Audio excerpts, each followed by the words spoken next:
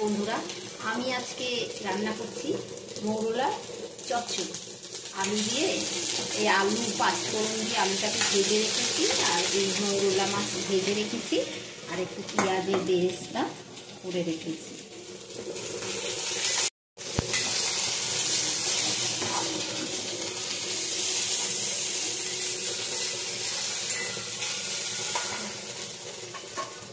আমাদের টমেটো কুচিটা দিয়ে দিলাম,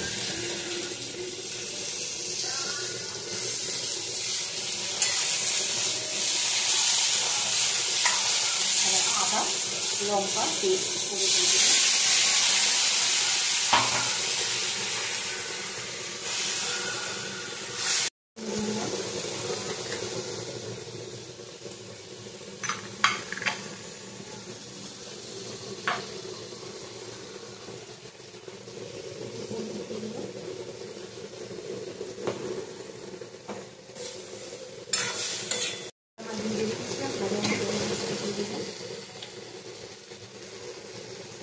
পেঁয়াজের বেরেস্তা তাও দিয়ে দিচ্ছি।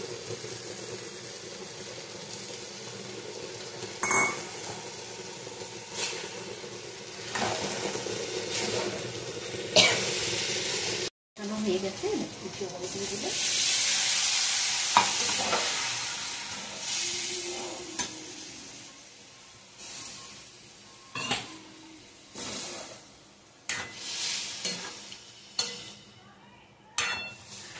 নাড়াচাড়া করে জলটা শুকিয়ে গেলে নামিয়ে নিলেই তৈরি। ধনে পাতা কুচিয়ে দিয়ে দিব, তৈরি হয়ে গেল মৌরলা চচ্চড়ি।